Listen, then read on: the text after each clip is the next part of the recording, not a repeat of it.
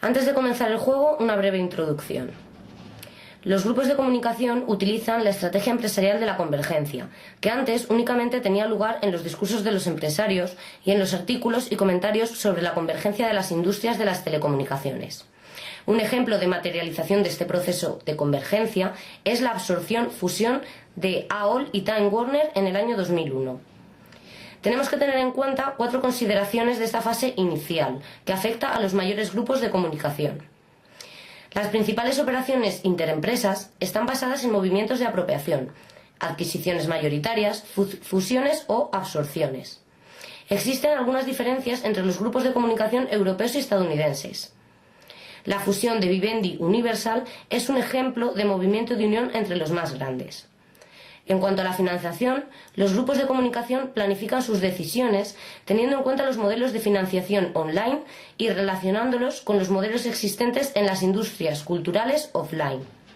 Internet es objetivo de las estrategias de los principales grupos de comunicación. Os proponemos un juego sobre grupos de comunicación. Vamos a plantear diferentes preguntas con 3 respuestas posibles. Coger un boli y un papel y anotar la respuesta que creáis correcta. Al final os daremos las soluciones a las respuestas y cada respuesta correcta será un punto. Quien más puntos obtenga habrá ganado el juego.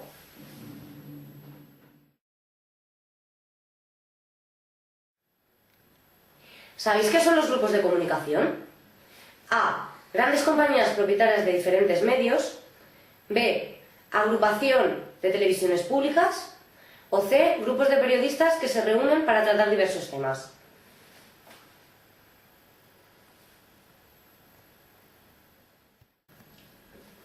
¿Cuáles son los grupos de comunicación mayoritarios?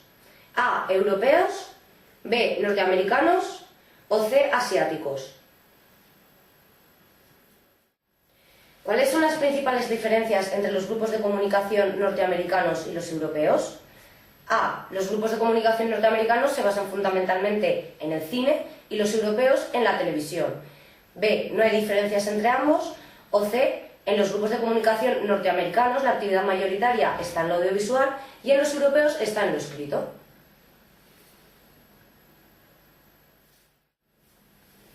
¿Los grupos de comunicación han sido siempre multimedia? A. Sí, desde su aparición han sido multimedia. B. Solo a partir del año 2000. O C. Solo a partir de los años 90. ¿Cuáles son las operaciones empresariales mayoritarias entre los grupos de comunicación? A. Operaciones entre las diferentes industrias culturales. B. Operaciones dentro del mismo sector. O C. Operaciones entre diferentes sectores. Siguiente pregunta. ¿Cuáles son las características de las fusiones de los grupos de comunicación? A. Las fusiones son abiertas y multidimensionales. B. No hay características especiales entre estas operaciones. O C. Las fusiones son cerradas y multidimensionales. La respuesta correcta a la primera pregunta es la A. Los grupos de comunicación poseen una combinación de productoras de cine y televisión, programación por cable, editoriales de libros o periódicos, música, estaciones de televisión y, a veces, parques temáticos.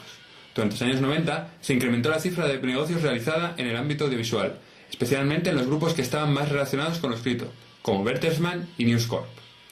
También destaca la presencia de actividades de comunicación en grupos con una actividad principal no mediática. Por ejemplo, el audiovisual en Sony supone menos del 20% del total de sus ventas. Si respondiste la B en la segunda pregunta, has acertado. Existe una tendencia hacia el fortalecimiento de la presencia norteamericana entre los primeros puestos de los grupos de comunicación mundiales.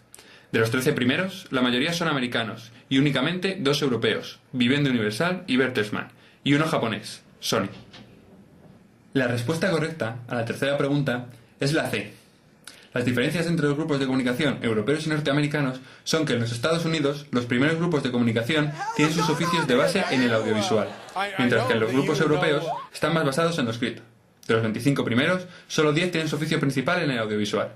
Las actividades en libro y prensa son las que les permiten internacionalizarse hacia los Estados Unidos. Si respondiste la C en la cuarta pregunta, has acertado.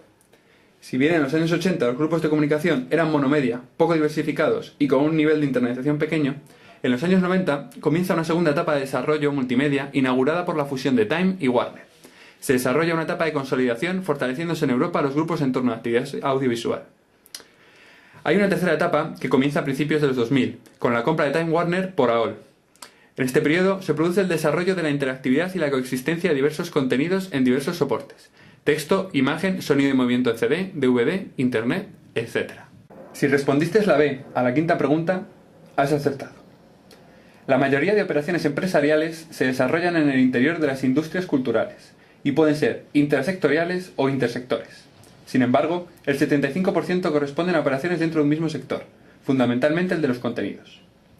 En cuanto a la internacionalización, priman las adquisiciones que tienen lugar dentro de una misma zona geográfica.